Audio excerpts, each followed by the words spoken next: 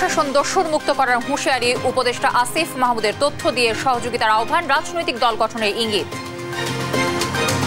তারুণ্যের রাজনৈতিক শক্তি হিসেবে আবির্ভূত হওয়ার সময় হয়েছে এবং এই গণঅভ্যুত্থানে যারা রাজপথে নেমে এসে জীবন দিয়েছে তাদেরকে রাজনৈতিক শক্তি হিসেবে আবির্ভূত হতে হবে। নির্দিষ্ট দলকে ক্ষমতায় রেখে স্বার্থ উদ্ধার করতে চায় ভারত, মন্তব্য আমির খসরুর। দুদেশের সম্পর্কে হস্তক্ষেপ না করা আহ্বান। রাজধানীর আজিপুরে মেডিকেল স্টাফ কোয়ার্টারে ডাকাতি, টাকা ও স্বর্ণালঙ্কার লুট, শিশুকে অপহরণ, আতঙ্কে স্থানীয়রা। বগুড়ায় মা হত্যার রহস্যে নতুন মোড়, ছেলে নয় হত্যাকাণ্ড ঘটিয়েছে ভাড়াটিয়ারা, ১৬৪ ধারায় আসামির জবানবন্দি। আমার এই সন্তান ছোটতে মাদ্রাসায় পড়ে, আমার এই সন্তান এ কাজ করবে এটা আমি কোনদিন ভাবতেও পারিনি, করবে না, আমার নিশ্চিত বিশ্বাস। শান্তিপূর্ণভাবে কাকরাইল মসজিদে সাতপন্থীদের অবস্থান থাকবেন 2 সপ্তাহ, বৈষম্য দূর করে সমান অবস্থান নিশ্চিতের আহ্বান। এবং ছুটির দিনেও নিত্যপণ্যের বাজারে অস্বস্তি, মুন্সিগঞ্জের হিমাগারে পর্যাপ্ত আলু থাকলেও দাম চড়া, চরম বিপাকে ক্রেতারা।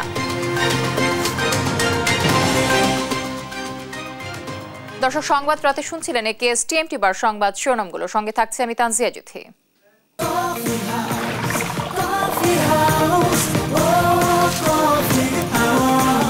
কফি হাউস, প্রতি চুমুকে আড্ডা জমে। প্রশাসনে এখনো খাপটি মেরে বসে আওয়ামী দোসররা, তাই প্রশাসনকে দোসর মুক্ত করার হুঁশিয়ারি দিয়েছেন উপদেষ্টা আসিফ মাহমুদ। এজন্য তথ্য দিয়ে সবাইকে সহযোগিতা করার আহ্বান জানিয়েছেন তিনি। এ সময় রাজনৈতিক দল গঠনের ইঙ্গিত দেন উপদেষ্টা আসিফ। বিস্তারিত এনআই নাহিদের রিপোর্টে। ছাত্র জনতার গণঅভ্যুত্থানের 3 মাস পূর্তি উপলক্ষে রাষ্ট্র ও প্রশাসনের সর্বস্তরে বৈষম্য নিরসনে অন্তর্বর্তীকালীন সরকারের কার্যক্রমের মূল্যায়ন শীর্ষক আলোচনা সভা আয়োজন করে ঢাকা অফিসার্স ক্লাব। প্রধান অতিথির বক্তব্যে যুব ও ক্রীড়া উপদেষ্টা আসিফ মাহমুদ সজীব ভুঁইয়া বলেন, জনবিরোধী ও গণতন্ত্র হত্যাকারী পরিকল্পনা ছিল বিগত সরকারের। প্রশাসনের যে অবক্ষয় ঘটেছে তার প্রশ্রয় দিয়েছে ফ্যাসিবাদ সরকার। তাই প্রশাসনকে দোষরমুক্ত করার হুঁশিয়ারি দেন উপদেষ্টা। এ সময় তথ্য দিয়ে সবাইকে সহযোগিতা করার আহ্বান করেন তিনি। বিগত সময়ে যে রাজনৈতিক সরকার ছিল, যে ফ্যাসিবাদী সরকার ছিল, তাদের পলিসি ডিসিশনগুলোই ছিল জনবিরোধী, গণতন্ত্র হত্যাকারী এবং মানুষের জীবন নেওয়ার মতো পলিসি ডিসিশন তারা দিয়েছেন। এবং প্রশাসনের মধ্যে থাকা তাদের দোসররা সেগুলো বাস্তবায়ন করেছে। এবং অনেক ক্ষেত্রে প্রশাসনের মধ্যে থাকা কিছু কিছু অফিসার যারা দলীয় নেতাদের থেকেও বেশি রাজনৈতিক ভাবে সেই দায়িত্বগুলো পালন করেছে। তারুণ্যের রাজনৈতিক শক্তি হিসেবে আবির্ভূত হওয়ার সময় এসেছে। ছাত্র জনতার শহীদদের আকাঙ্ক্ষা কোনো রাজনৈতিক দল সম্পূর্ণরূপে ধারণ করতে ব্যর্থ হচ্ছে। রাজনৈতিক দলগুলোকে 24কে ধারণের আহ্বান আসিফ মাহমুদের। এ সময় রাজনৈতিক দল গঠনেরও ইঙ্গিত দেন তিনি। যে তারুণ্যের রাজনৈতিক শক্তি হিসেবে আবির্ভূত হওয়ার সময় হয়েছে এবং এই গণঅভ্যুত্থানে যারা রাজপথে নেমে এসে জীবন দিয়েছে তাদেরকে রাজনৈতিক শক্তি হিসেবে আবির্ভূত হতে হবে। কেননা তাদের যে রাজনৈতিক আকাঙ্ক্ষা থেকে এই জীবন দেয়া, এই আহত হওয়া, হাত হারানো, পা হারানো, চোখ হারানো, এই আকাঙ্ক্ষা দুঃখজনকভাবে কোনো রাজনৈতিক দল সম্পূর্ণরূপে ধারণ করতে ব্যর্থ হচ্ছে। গণঅভ্যুত্থানে আহত ও শহীদদের আকাঙ্ক্ষা বাস্তবায়নে আমলাদের সর্বোচ্চ সততা দিয়ে কাজ করার আহ্বান জানান উপদেষ্টা আসিফ মাহমুদ। জনকল্যাণমুখী একটি রাষ্ট্র গড়ার জন্য প্রশাসনের। এনআই নাহিদ, দেশ টিভি, ঢাকা। গুম বিচার বহির্ভূত হত্যার বিচার করা কঠিন, কারণ ফ্যাসিবাদের শেকড় অনেক গভীরে ছড়িয়ে আছে। 15 বছরের পুঞ্জীভূত শক্তিকে কয়েক সপ্তাহে মোকাবেলা করা সহজ নয়। আফাত 8ম সম্মেলনে এসব কথা বলেন আইন উপদেষ্টা আসিফ নজরুল। আর শুধু গুম খুনের শিকার পরিবারের জন্যই নয়, আওয়ামী লীগের শাসনামলে নির্যাতিত প্রত্যেকের জন্য ন্যায় বিচার নিশ্চিত করা এই সরকারের অগ্রাধিকার, বললেন গৃহায়ন ও গণপূর্ত উপদেষ্টা আদিলুর রহমান খান। সাবিনা মজুমদার রিপোর্ট, জানাচ্ছেন মোহাম্মদ সাকিব। আওয়ামী লীগের 15 বছরের শাসনামলকে চিহ্নিত করা হয় বাক স্বাধীনতার চরম লঙ্ঘন, জোরপূর্বক গুম, বিচার বহির্ভূত হত্যা, দুর্নীতির আমল হিসেবে। এ সময় গুমের শিকার হয়েছেন প্রায় 600 মানুষ। এতদিন এ নিয়ে তেমন কেউ সরব না থাকলেও 5 আগস্ট শেখ হাসিনার পতনের পর পাল্টে যায় প্রেক্ষাপট। গুমের ঘটনা তদন্তে এই প্রথম দেশে গঠন করা হয় কমিশন। শুক্রবার সকালে জোরপূর্বক গুম বিষয়ক মানবাধিকার সংস্থা Asian federation against involuntary disappearance AFAD 8ম সম্মেলন হয়। এতে অংশ নিয়ে আইন উপদেষ্টা আসিফ নজরুল বলেন, গত 15 বছরে ফেসিবাদের শেকড় পৌঁছেছে গভীরে। ভয়ের রাজত্ব তৈরি করে রেখেছিল শেখ হাসিনা। এদের মোকাবিলা করা কঠিন। এই সময় গুম, বিচার বহির্ভূত হত্যার বিরুদ্ধে লড়াই চলমান রাখার আহ্বান জানান তিনি। Whether they committed enforced disappearance, whether they committed corruption or they committed extrajudicial killing, their strength is deep-rooted. And to fight with them, this is a very, very huge task. It's not easy. গুমের শিকার পরিবারের ক্ষতিপূরণ ও আইনি সমস্যা সমাধানে ordinance জারির প্রয়োজনীয়তার কথা তুলে ধরেন অ্যাটর্নি জেনারেল। এই সময় আইন উপদেষ্টাও জানান, বিবেচনা করা হচ্ছে আইনি বিষয়টিও। We have our law advisor here. I would like to request our sir that there should have some ordinance so that the families of these victims can get or inherit the property in an expeditious manner. The question of trial, we are committed. And the work of the Boom Commission and the International Crime Tribunal, there could be coordination between these two organizations. অনুষ্ঠানে নির্যাতিত প্রত্যেকের জন্য ন্যায় বিচার নিশ্চিতে এই সরকার কাজ করবে বলে জানান গৃহায়ন ও গণপূর্ত উপদেষ্টা। Comrades, as we stand together, as we fight together, we would like to express our collective determination that we will not let it go without seeking justice, without ensuring justice. অনুষ্ঠানে গুমের শিকার বাংলাদেশ ও নেপালের ভুক্তভোগীরা তাদের অভিজ্ঞতা তুলে ধরেন। মোহাম্মদ সাকিব, দেশ টিভি, ঢাকা।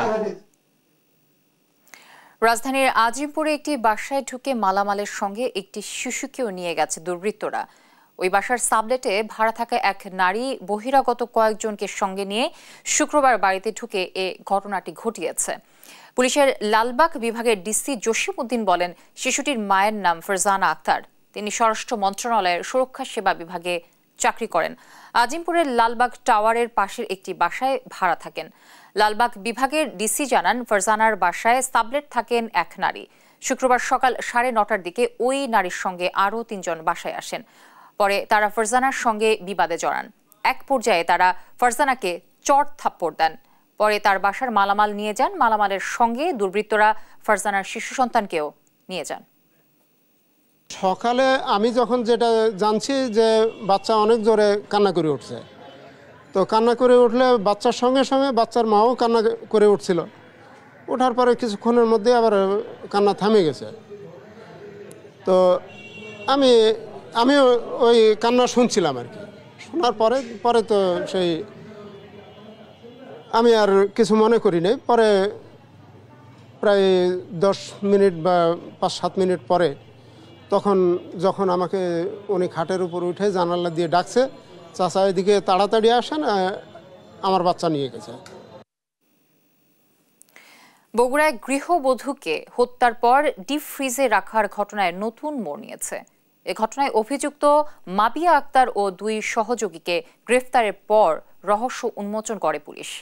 তারা জানায়, ছেলে নয়, বাড়ির ভাড়াটিয়াই ঘটিয়েছে হত্যাকাণ্ডটি। বগুড়া প্রতিনিধি সঞ্জু রায়ের প্রতিবেদন জানাচ্ছেন টুম্পা আফরোজ। ছেলের হাতে মা হত্যার ঘটনা চাঞ্চল্য তৈরি করে সারা দেশে, নাড়া দেয় হৃদয়ে। রোববার বিকেলে দুধচাচিয়ার জয়পুর পাড়ার নিজ বাড়িতে খুন হন গৃহবধূ উম্মে সালমা। এর 2 দিন পর মঙ্গলবার ছেলে সাদ ইবনে আজিজারকে গ্রেপ্তারের পর র‍্যাব সংবাদ সম্মেলনে জানায়, প্রেমে বাধা ও হাত খরচের টাকা না দেয়ায় মাকে হত্যা করে সে। পরে বুধবার সাদকে আদালতে আনা হলে জিজ্ঞাসাবাদের জন্য 3 দিনের রিমান্ডে নেয় পুলিশ। এতেই মেলে চাঞ্চল্যকর তথ্য। রিমান্ডে মাকে হত্যার দায় অস্বীকার করে সাদ। পরে সালমার ব্যবহৃত মুঠোফোন ও বাড়ির ইন্টারনেট রাউটার মামলার আলামত হিসেবে খুঁজতে গিয়ে খোলে হত্যার রহস্যের জট। পুলিশ জানায় ভাড়াটিয়া মাবিয়া আক্তারের অনৈতিক কাজে বাধা দেয়ায় হত্যার শিকার হন সালমা। অভিযান চালিয়ে গ্রেপ্তার করা হয় তার 2 সহযোগী মোসলেম ও সুমনকে। আসামিদের কাছ থেকে আলামত হিসেবে উদ্ধার করা হয় মুঠোফোন, রাউটার ও বাড়ির চাবি। প্রকৃত অপরাধীর যথাযথ শাস্তি হওয়ার পাশাপাশি র্যাবের বিরুদ্ধে ব্যবস্থা নেয়ার দাবি জানায় সাদ ইবনে আজিজের স্বজনরা। নিউজ ডেস্ক, দেশ টিভি। এদিকে শুক্রবার সন্ধ্যায় প্রেস ব্রিফিংয়ে পুলিশ জানায় হত্যাকাণ্ডের সঙ্গে ছেলে সাদের কোনো সংশ্লিষ্টতা পাওয়া যায়নি। সিসিটিভি ফুটেজ অনুসন্ধানে দেখা যায় ঘটনার সময়ে বাসাতেই ছিলেন না অভিযুক্ত সাদ। এই হত্যাকাণ্ডের সাথে জড়িত থাকার কোনো রকম আলামত বা কোনো সাক্ষ্য প্রমাণই সাদের এগেনস্টে পাওয়া যায় না। 2টা ক্যামেরার 16 ঘন্টা সিসিটিভি ফুটেজে আমরা দেখি যে সে 8:40-এ ঢুকতেছে আর 1:15-তে বেরোচ্ছে। নামাজ পড়ে সে 1:56-তে বাসায় যায়। মাফিয়া ওই বিল্ডিংয়ে সে ভাড়া থাকতো আর সে অনৈতিক কার্যকলাপ। বাসার মালিক যিনি রিজিস্ট কোন হয়েছেন ইনি দেখে নেয়, পরে ইনি তাকে নিষেধ করে। ইনি নিষেধ করলে ইনি সেটা শোনে না। আর এইটা তাদের মধ্যে ভয়ের সৃষ্টি শুরু হয়। পাশাপাশি তারা ওই বাসায় নেশা করতো আর 5 মাসের ভাড়াও বাকি ছিল। এগুলো নিয়ে তাদের মধ্যে একটা পূর্ব শত্রুতার জের তৈরি হয় আর এই জেরের ফলেই তাকে প্রাণটা হারাতে হয়। একটি নির্দিষ্ট দলের ক্ষমতায় রাখার মাধ্যমে ভারত নিজস্ব স্বার্থ রক্ষা করতে চায় বলে মন্তব্য করেছেন বিএনপির স্থায়ী কমিটির সদস্য আমির খসরু মাহমুদ চৌধুরী।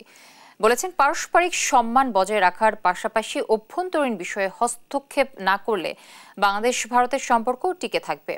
আর ৭১-এ আওয়ামী লীগের নেতারা যেভাবে নিজ স্বার্থে দেশ ছেড়ে পালিয়েছিল, ২৪-এর ৫ই অগস্টে একইভাবে পালিয়েছে বলে মন্তব্য করেছেন বিএনপির স্থায়ী কমিটির সদস্য ডক্টর আব্দুল মঈন খান। বিস্তারিত সাইফুল রিপনের প্রতিবেদনে থাকছে। ৭ নভেম্বর ঐতিহাসিক বিপ্লব ও সংহতি দিবস উপলক্ষে মিরপুরের শাহ আলী মাজার প্রাঙ্গণে আলোচনা সভা ও সাংস্কৃতিক অনুষ্ঠানের আয়োজন করে বাংলাদেশ জাতীয়তাবাদী বাউল দল। ঐক্যবদ্ধ থাকার আহ্বান। আলোচনায় অংশ নিয়ে ত্যাগী নেতাকর্মীদের মূল্যায়নের আশ্বাস দিয়ে বিএনপি নেতারা বলেন, বিএনপিতে অনুপ্রবেশকারীদের কোনো স্থান নেই। লুটপাট, চাঁদাবাজির সাথে জড়িতদের আইনের হাতে তুলে দেওয়ার আহ্বানও জানান তারা। আপনারা যারা দুর্দিনে ছিলেন, পার্টি দুঃসময় ছিলেন, আপনাদেরকে আগামী দিন ইনশাআল্লাহ আমরা মূল্যায়ন করব। নব্য বিএনপি বিভিন্ন জায়গায় চাঁদাবাজি, লুটতরাজ, দখলদারি করে তারা আমাদের ভাবমূর্তি নষ্ট করার চেষ্টা করছে। তাদেরকে হাতে ধরে তাদেরকে আইনের হাতে তুলে দেন। বিএনপির স্থায়ী কমিটির সদস্য ডক্টর আব্দুল মঈন খান বলেন, ইতিহাস বিকৃত করে পাঠ্যসূচি পরিবর্তন করেও দেশের তরুণ সমাজকে বিপদগামী করতে পারেনি আওয়ামী লীগ, আর সে কারণেই 5 আগস্ট হয়েছে। 5ই আগস্ট 2024 সালে সেই 16 বছরের ট্যাবলেট কোনো কাজে লাগে নাই। সিলেবাস বদল করে যে শিক্ষা দিয়েছিল সেই শিক্ষা কোনো কাজে লাগে নাই। বিগত 5ই আগস্ট আপনারা দেখেছেন যে স্বৈরাচারী সরকারের সর্বোচ্চ পদে যিনি আসীন ছিলেন তিনি ঠিক সেদিন আবার সেই 1971 সালের মতোই কাপুরুষের মতো পালিয়ে গেছে। ঢাকা বিশ্ববিদ্যালয়ে অধ্যাপক মোজাফফর আহমেদ চৌধুরী মিলনায়তনে আয়োজিত অভিন্ন নদীর পানি ও ভারত প্রশ্ন সমাধানের রাজনীতিকে শীর্ষক আলোচনায় ভারত বাংলাদেশ সম্পর্ক নিয়ে কথা বলেন বিএনপির স্থায়ী কমিটির সদস্য আমির খসরু মাহমুদ চৌধুরী। বাংলাদেশের ভিতরে আমাদের সিকিউরিটি অসুবিধা হচ্ছে, হিন্দু মুসলমানের প্রবলেম হচ্ছে, তারপরে ফান্ডামেন্টালিস্ট ইস্যু আছে। এই বগিম্যান ক্রিয়েট করার পিছনে একটা উদ্দেশ্য আছে। সেই উদ্দেশ্য হচ্ছে বাংলাদেশে একটি গোষ্ঠীকে, একটি ব্যক্তিকে, একটি দলকে অব্যাহতভাবে ক্ষমতায় রেখে তাদের স্বার্থ সিদ্ধি করা। একটা নতুন ন্যারেটিভ সৃষ্টি করতে হবে। Come out of this ecosystem, remove this bogeyman, remove this narrative. দ্বিপাক্ষিক সম্পর্কের চেয়ে দক্ষিণ এশিয়ার নিজস্ব আঞ্চলিক সম্পর্ক গুরুত্ব দিয়ে এগিয়ে যাওয়ার তাগিদও দেন তিনি। আমাদের বাইল্যাটারালিজম থেকে বেরিয়ে এসে আমাদের রিজিওনালিজম, মাল্টিল্যাটারালিজমে যেতে হবে। সাইফুল রিপন, দেশ টিভি, ঢাকা। শহীদদের রক্তের ঋণ পরিশোধের জন্য অবাধ, সুষ্ঠু ও নিরপেক্ষ নির্বাচন করতে হবে, এমন একটা জাতীয় ঐক্য গড়ে তুলতে হবে যার মাধ্যমে ফ্যাসিবাদের কবর রচনা হবে। বাগেরহাট জেলা জামায়াতে ইসলামীর সদস্য সম্মেলনে দলের সেক্রেটারি জেনারেল মিয়া মোহাম্মদ গোলাম পারওয়ার এসব কথা বলেন। শুক্রবার বাগেরহাটে খানজাহান আলী আলিম মাদ্রাসা মাঠে সদস্য সম্মেলনে তিনি আরও দাবি করেন, আমলাদের মধ্যে 7.5 লাখ ফ্যাসিবাদের দোসর রয়েছে। জেলা জামায়াতের আমির রেজাউল করিমের সভাপতিত্বে সদস্য সম্মেলনে বক্তব্য দেন কেন্দ্রীয় নেতা মুহাদ্দিস আব্দুল খালেক, মাওলানা আবুল কালাম আজাদ, অধ্যক্ষ মশিউর রহমান সহ আরও অনেকে। এই ফ্যাসিবাদের মাস্টারমাইন্ড শেখ হাসিনার নির্দেশে লগি বৈঠা নিয়ে ঢাকার পল্টনের চত্বরে দিনের বেলা লাঠি দিয়ে পিটিয়ে সবের মতো মানুষ হত্যা করে সে মৃতদেহের উপরে তারা মাথামাতি করেছে। আগামী নির্বাচনে জনগণকে ভোট দিয়ে এই অত্যাচারী নিষ্ঠুর ফ্যাসিস্ট এবং স্যাডিস্ট যারা মানুষ খুন করে আনন্দ পায়, ক্ষতবিক্ষত দেহে দেখে আনন্দ পায়, রক্ত দেখে আনন্দ পায়, এই নিষ্ঠুর বর্বররা যাতে আর রাজনীতিতে কখনো স্থান করতে না পারে, আগামী ভোটে জনগণকে সেই সিদ্ধান্ত নিয়ে তাদেরকে প্রত্যাখ্যান করতে